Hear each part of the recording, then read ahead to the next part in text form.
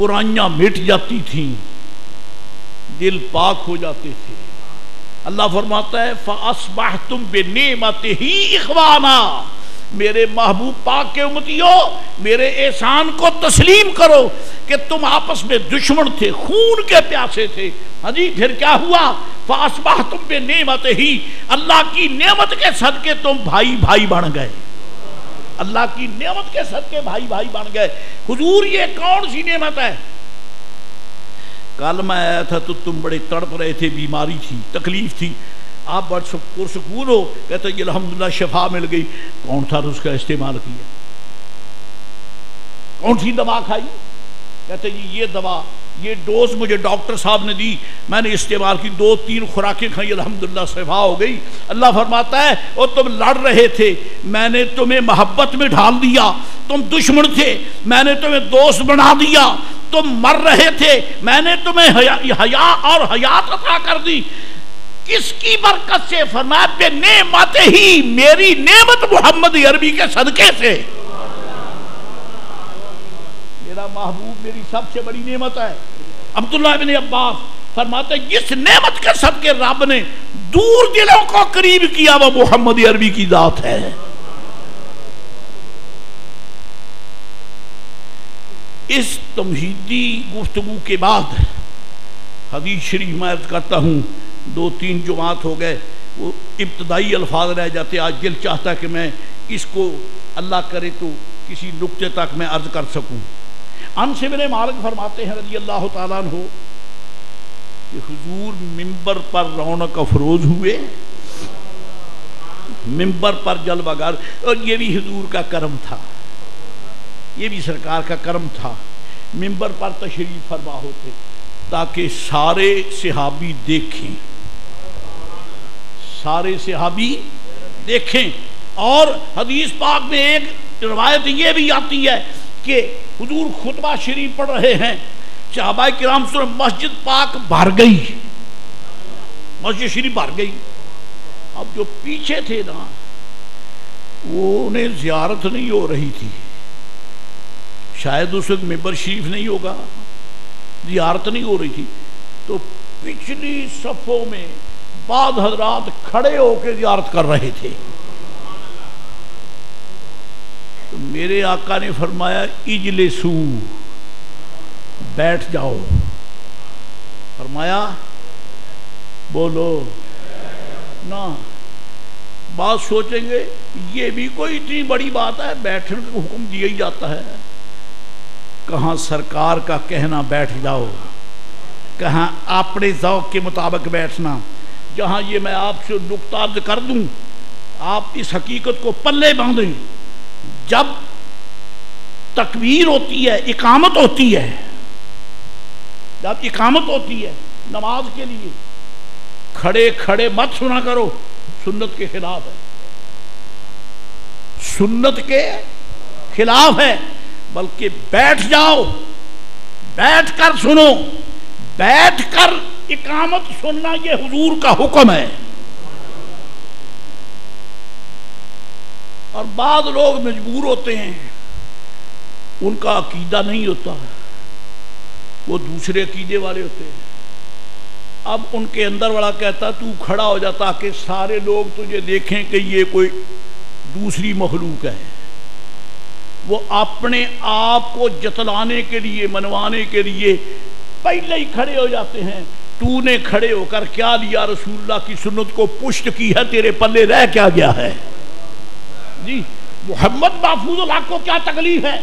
اگر تو نہیں بیٹھ کے سنتا تو بھاڑ میں جا، میں تجھے کیا جانوں، لیکن یہ سن لے کہ رسول اللہ علیہ السلام کی سنت یہی ہے کہ جب تکبیر شروع ہو بیٹھ کے سنا کرو۔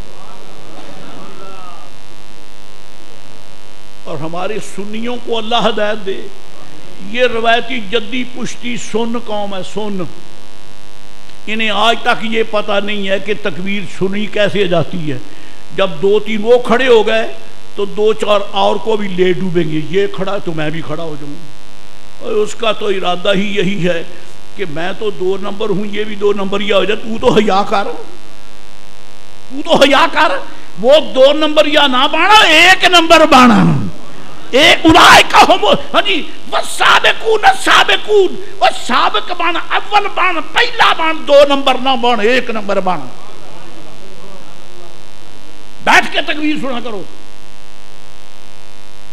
صحابہ کرام بیٹھے رہتے ہیں، بلکہ حکم یہ ہے کہ اگر تکبیر شروع ہو جائے اور ایک نمازی مسجد شریف میں آتا ہے کہ تکبیر شروع ہو گئی، جہاں ہو وہیں بیٹھ جاؤ،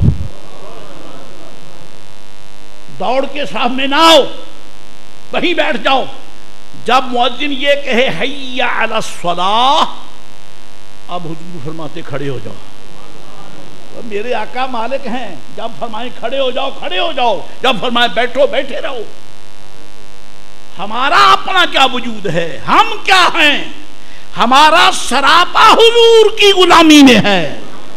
اگر فرمائیں کھڑے ہو جاؤ کھڑے ہو جاؤ، اگر فرمائیں بیٹھو بیٹھ جاؤ۔ آئندہ کے لیے احتیاط کیا کریں، جب تکبیر شروع ہو تو بیٹھ کر سنا کریں، کھڑے ہو کر نہیں، یہ سنت کے خلاف ہے۔ اور غیروں کے بڑے ملاؤں نے بھی کتابوں میں لکھا ہے، نہ میں ان کے بڑے ملا کا نام لیتا ہوں نہ کتاب کا، میرے لیے اپنے بزرگوں کا جو حسن موجود ہے، مجھے غیر کا نام لینے کی ضرورت کیا ہے؟ سلطان المحدثین ملا علی قاری شارح مشکات مرکات میں نقل کرتے ہیں، محقق علی طلاق حضرت جناب ابن الحمام شرح ہدایہ میں نقل کرتے ہیں، اکابر فقہاء سنت بیان کرتے ہیں کہ جب تکبیر شروع ہو بیٹھ کر سنو کرو، بیٹھ کر سنو۔ سرکار نے فرمایا، یہ تو برسبیل تذکرہ بات ہے، بیٹھ جاؤ، کیونکہ میرے آقا کو اپنے غلاموں کا کھڑا رہنا ناگوار ہوا کہ کھڑے کھڑے تھک جائیں گے، کھڑے کھڑے۔ خدا کی قدرت کے اتنے میں عبداللہ بن مسعود آ گئے، آج کچھ لیٹ ہو گئے کہ میرے آقا کی آواز مبارک کان میں پڑی، اجلسو،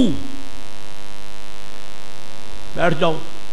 تو ظاہر ہے کہ آپ نے یہ ان کے لیے فرمایا تھا جو کہ مسجد میں کھڑے ہو کر زیارت کر کے سن رہے تھے، فرمایا بیٹھ جاؤ۔ عبداللہ بن مسعود داخل ہوئے، ایک قدم اندر ہے دروازے کے، دوسرا ابھی باہر ہے، کہ کانوں میں آواز پڑی اجلسو، بیٹھ جاؤ۔ یہ آواز سننا تھا کہ شاید دل میں آیا ہو کہ چلو ایک پاؤں اندر رکھ لے دوسرا بھی رکھ کے بیٹھ جاؤں، نہیں، دل نے کہا خبردار، سرکار کا حکم صادر ہو چکا، اجلسو بیٹھ جاؤ، اب جو قدم باہر ہے اندر نہ آئے، وہیں رک جا، باہر کا باہر اندر کا اندر، یہیں بیٹھ جاؤ۔ یہ ہے غلامی۔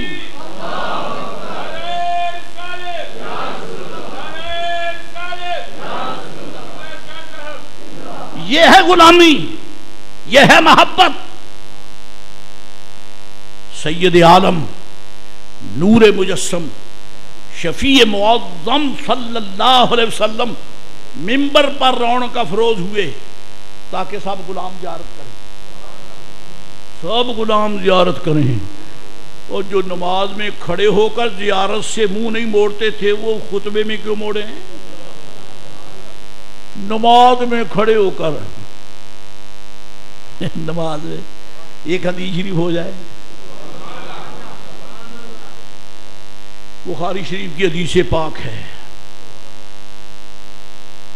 بعض حضرات نے پوچھا صحابی رضی اللہ عنہ، حضرت ایک مسئلہ تو ارشاد فرمائیں، فرمایا پوچھ لیں کہ نماز ظہر نماز عصر ان دو نمازوں میں امام اونچی آواز سے قرات نہیں کرتے نا، یہی حکم ہے، عصر میں اور ظہر میں امام صاحب آہستہ قرات کرتے ہیں۔ انہوں نے پوچھا صحابی سے کہ حضرت یہ فرمائیں سرکار ظہر اور عصر کے فرضوں میں جب کھڑے ہوتے تھے کچھ پڑھتے تھے کہ نہیں؟ کتنا بڑا عظیم مگر عجیب سوال ہے. حضور پڑھتے تھے کچھ کہ نہیں؟ تو صحابی کہہ دیتا ہو بندہ خدا مجھے کیا پتا، ہم تو نماز میں کھڑے ہیں، سرکار علیہ السلام کا رخ انور بیت اللہ شریف کو ہے، خانہ کعبہ کی طرف ہے، ہم اپنی پیچھے کھڑے ہیں حضور کے، تو سرکار نماز پڑھا رہے ہیں. اب بالجہر تو تلاوت ہے نہیں، بالسر ہے. کیا معلوم پڑھتے ہیں یا نہیں پڑھتے؟ ہم تو حضور کے پیچھے کھڑے رہتے، جب وہ اللہ اکبر کہہ کے رکوع میں جاتے رکوع میں چلے جاتے. ہمیں نہیں معلوم کہ حضور پڑھتے تھے یا نہیں. واللہ العظیم، خدا کی قسم ہے، صحابی فرماتے ہیں حضور زور اور اثر میں کھڑے ہو کر قرآن شریف پڑھتے تھے.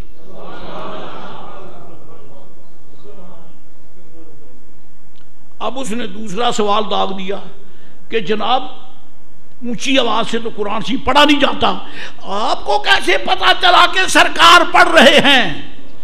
سارے دوست پوری توجہ سے سن لیں، ایک اشارے میں کئی برکتیں ہیں، اگر حاصل کرو تو کئی برکتیں ہیں. حضرت آپ کو کیسے پتا چلا کہ سرکار پڑھ رہے ہیں؟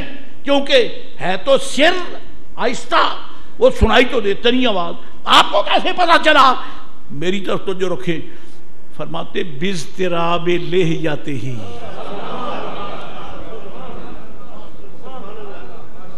باضطراب لحیتہ ہی، ہم دیکھتے کہ سرکار کی ریش مبارک ہل رہی ہے.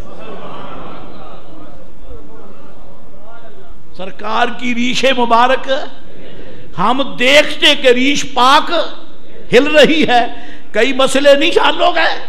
اللہ اکبر. یا رسول اللہ تیری عظمت کے قربان، تیری ریش ہلے، امت کو شریعت ملے. سرکار کی ریش پاک ہلے، مصطفیٰ کے غلاموں کو شریعت ملے.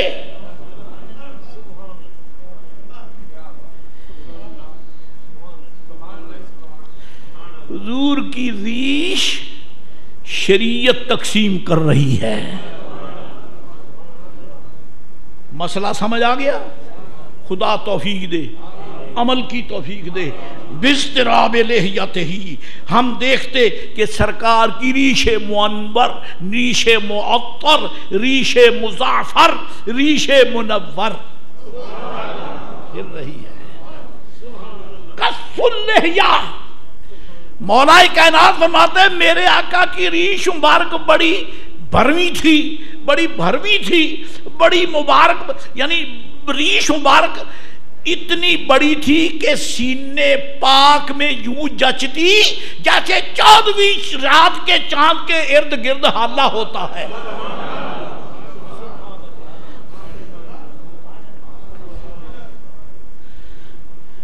بریلوی تاجدار تڑپ اٹھا،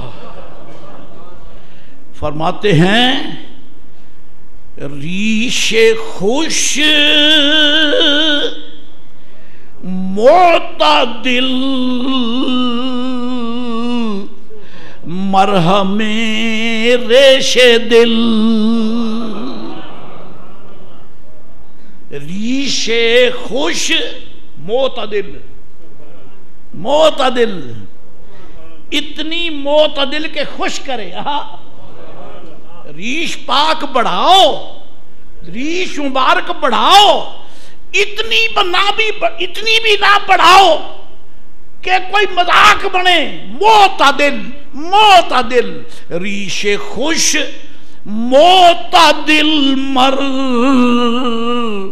ہمیں ریش دل.